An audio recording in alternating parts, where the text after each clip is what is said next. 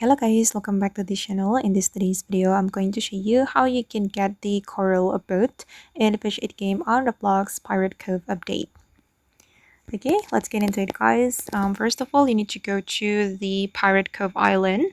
This is new island from the Pirate Cove update.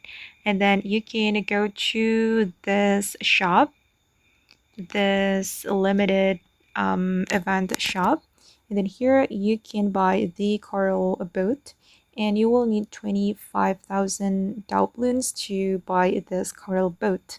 And I'm still trying to farm the Dloons, and you can get the Dloons or the Pirate Cove tokens by completing the pirate event quest.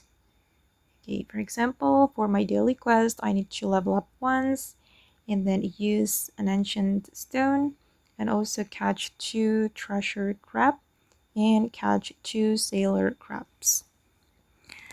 And okay guys, that's how you can get the coral boat in Fish It game on Roblox Pirate Cove update.